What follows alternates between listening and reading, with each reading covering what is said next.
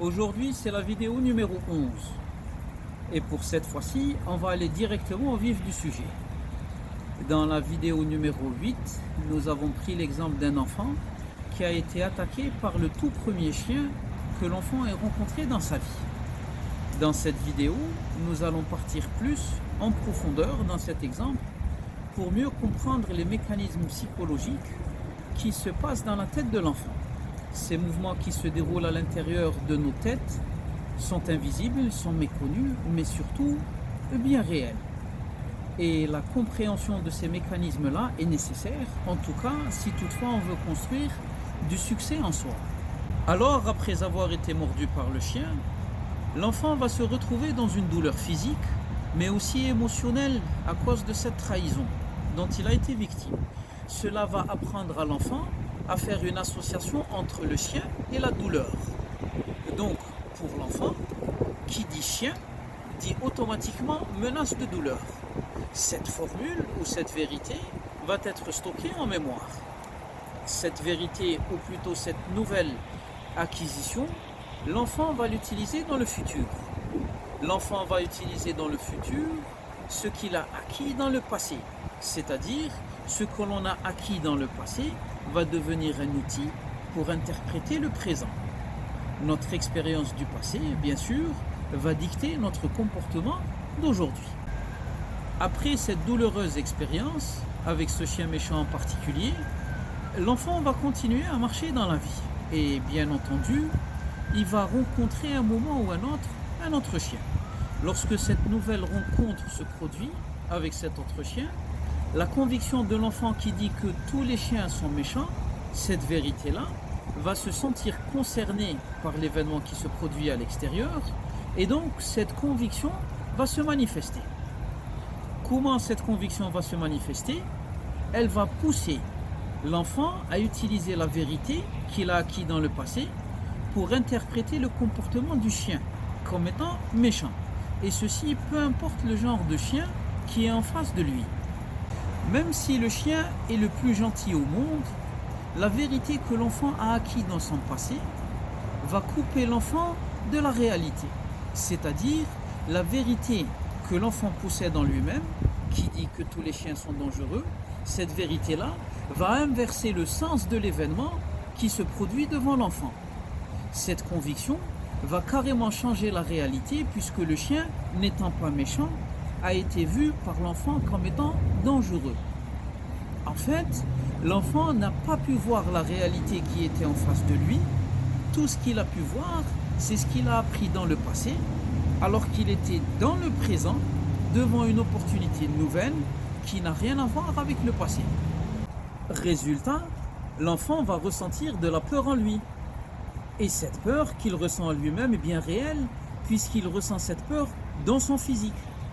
Même si ce nouveau chien avance vers l'enfant de façon très amicale, juste pour jouer avec lui, l'enfant va voir et va même être convaincu que le chien l'attaque. Pourquoi il est convaincu que le chien l'attaque? Parce que l'enfant ressent de la peur en lui, et ce sentiment de peur, qui est bien réel en lui, devient la preuve que le chien est méchant. La peur est bien réelle, mais la vérité qui a déclenché cette peur, cette vérité-là, pourrait être une fausse conviction. Et comme l'enfant n'a jamais dans sa vie rencontré un chien amical, donc le concept d'un chien amical se trouve au-delà des frontières de compréhension de l'enfant. Et comme on vit uniquement à l'intérieur de ce qu'on a appris, il est impossible pour le moment, pour l'enfant, de percevoir l'amitié du chien. Et donc cet enfant-là, en ce qui concerne les chiens, il se retrouve dans une boucle mentale fermée. Cette boucle-là crée une différence entre la vérité de l'extérieur et la vérité de son intérieur. La vérité de l'extérieur, c'est la réalité indiscutable, alors que la vérité de l'intérieur était juste une opinion à l'origine, qui, avec le vent de l'exagération, s'est vêtue du manteau d'une vérité. Et donc, cette vérité que l'enfant possède, avec le temps, cela devient une routine mentale, une habitude mentale. Pourquoi? Parce que cette vérité est activée à chaque fois que l'enfant rencontre un nouveau chien. Et cette routine mentale maintient l'enfant dans une boucle fermée, maintient l'enfant dans un aveuglement constant. Et pour revenir à ce qui a été dit dans la vidéo numéro 9, les 3 étapes à faire pour s'en sortir: prendre conscience de cette routine, entamer le combat contre cette même routine et réussir à fonctionner dans une nouvelle manière. Maintenant, je reviens à l'idée principale du succès qui a été développée dans les vidéos précédentes. Le succès est une destination. Le succès est une destination et donc une distance à parcourir en soi. Dans ce cas précis, l'enfant doit se déplacer en lui-même d'une expression où il est fermé sur lui-même pour se protéger d'une menace et se déplacer vers une nouvelle expression où il est ouvert à de nouvelles possibilités, autres que celles qu'il a apprises dans le passé. Finalement, pour que ce déplacement se fasse, de la condition où l'enfant a peur des chiens vers la condition où l'enfant pourra distinguer la différence entre un chien méchant et un chien gentil, pour que ce déplacement se fasse, nous aurons besoin d'un véhicule. Nous avons indiqué dans les vidéos précédentes que le seul moyen de locomotion entre 2 conditions mentales était la bonne interprétation. C'est-à-dire que pour faire du chemin en soi, c'est la bonne interprétation qui nous transporte. Donc, dans le cas précis de cet enfant, apprendre à faire la bonne interprétation serait l'action de contredire sa propre vérité. Et donc, l'action de discréditer sa propre limite. Malheureusement, cette boucle mentale existe chez tous les êtres humains, à des degrés différents bien sûr. On a tous rencontré une personne qui était très intelligente mais qui n'a pas vraiment fait d'études. Si on se penche dans ce cas, on risque de découvrir que c'était à cause d'un enseignant qui, par exemple, était très sévère et il lui a fait détester les études. Et donc, cette boucle-là concernera les études. Un autre cas où quelqu'un essuie un échec professionnel entre dans cette boucle et ensuite aura beaucoup de difficultés à entreprendre autre chose. Aussi, cette boucle fermée prend toute sa signification, surtout lorsqu'il s'agit des relations humaines, notamment les relations amoureuses. Dans les couples, par exemple, nous avons tous assisté à ce genre de dialogue qui se déroule entre un mari et une femme, où par exemple, la femme dit à son mari quelque chose de très sensé, quelque chose qui est très logique et qui ramène du bien dans le couple. Mais dans ce cas-là, dans ce cas précis, l'homme ne comprend rien.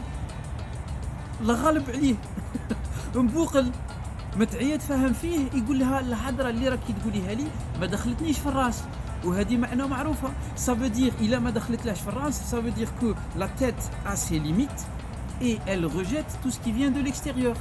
Et même de l'autre côté, lorsque le mari dit à la femme quelque chose qui est très logique et tout, qu'est-ce qu'elle lui dit? لا كيفاه لا هكا بصح كيفاه هكا قولي لي علاش ما نقولكش. Et en fait, qu'est-ce qu'elle est en train de faire? Elle ne veut pas lui donner l'occasion d'en discuter. Pourquoi? Pour protéger ses frontières de compréhension. C'est parce que si jamais elle lui donne l'occasion, il va peut-être discréditer ses frontières à elle. Et deux fois aussi, il y a des couples où, par exemple, le mari se retrouve dans une boucle fermée et il n'est pas conscient de cette boucle-là. Et la femme se retrouve aussi dans une boucle fermée et elle n'est pas consciente de cela. Le mari est conscient de la boucle de sa femme et la femme est consciente de la boucle du mari. Mais le mari n'est pas conscient de sa boucle et la femme n'est pas consciente de sa boucle à elle. Alors, qu'est-ce qu'ils passent leur temps? Lui, il lui dit « Viens de ta boucle à toi et on va s'enfermer à ma manière. » Et elle lui dit « Non, tu viens toi dans ma boucle à moi et on va s'enfermer à ma manière. » Et personne, ou plutôt les deux, continuent à dire « Ah oui, toi tu es dans une boucle. » Et l'autre, elle lui dit « Non, c'est toi qui es dans la boucle. » En fait, c'est les deux. C'est les deux qui sont dans les boucles. Ils ne sont pas d'accord en ce qui concerne les boucles, mais ils sont d'accord sur le fait de rester à l'intérieur de la boucle. Ils sont d'accord sur le fait de ne pas faire d'efforts et pour sortir de cette boucle. Maintenant, si ce mari et cette femme, chacun est dans cette boucle-là, bien sûr, il y aura moins de compréhension, il y aura moins de dialogue, moins de communication et donc plus de frustration. Quand il y a plus de frustration, il commence à s'éloigner dans la compréhension. Et plus on s'éloigne, qu'est-ce qu'on fait? On commence à crier pour n'importe quoi. Ah, ما جبتيش البطاطا، لا انت قلت لك جيب البصل، لا قلتها لك البارح، ها بصح جبت اللفت، بصح شي دخل اللفت. ومن بعد الدابزه تبدا تكبر على خاطر حبه لفت. Alors, le mari, pour calmer les choses, il essaye d'utiliser un peu d'humour. Mais maladroit comme il est, qu'est-ce qu'il dit à sa femme? يقول لها واه بس انتم في داركم تاكلوا بزاف اللفت. Ascoute, Sahbi, escoute, il a raté une bonne occasion pour se taire. Et finalement, ce qui s'est passé, il a voulu se rapprocher de sa femme, donc il s'est relâché. Quand il s'est relâché, ses convictions khad'ouh. Et c'est pour ça qu'il a utilisé cette phrase qui a fait du mal à sa femme. Et ces convictions-là, il est convaincu que sa belle famille, c'est pas bien. Et sa femme a vu cela. شاد صرا فيها يشعل فيها النار. الوغ تقول له حنايا دارنا حي عليك وانا يا بابا وانا يدير لنا وانت يا ماشي راجل وما تعرفش تكون كيفاش راجل. Et qu'est-ce qu'elle fait? Elle commence à parler comme sa mère à elle parle à son père à elle. Sa mère qui est fermée dans la boucle où elle ne sait pas voir le modèle masculin, elle a appris à sa fille comment mal voir le modèle masculin. Le mari aussi n'est pas si innocent que cela, parce que son père lui aussi, une fois peut-être, l'expérience de ma vie concernant les femmes. Et le père a dit à ce mari-là, il lui a donné toutes les mauvaises choses concernant les femmes. Il l'a fait rentrer dans cette boucle fermée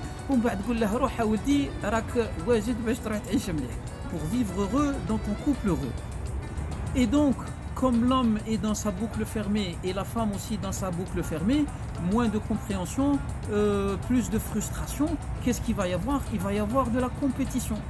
Et lorsque la compétition commence à donner le rythme de cette relation, ça devient une routine où il s'enferme dans cette compétition.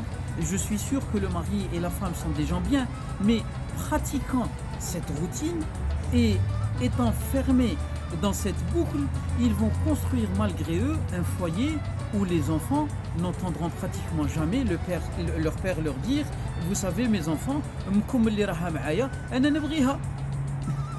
هذه والله ما تسرى. هذه كاع ما كايناش منها. Ou bien la femme dire à ses enfants: vous savez انا الراجل اللي راني معاه انا راني فرحانه معاه، اسمعوا لباكم يخمم مليح. هذه تاع باكم سمعوا له باكم يخمم مليح، هذه n'existe ni à l'intérieur des frontières de la compréhension, ni à l'extérieur, ni nulle part dans la galaxie. هذه كاع ما كايناش من هذه.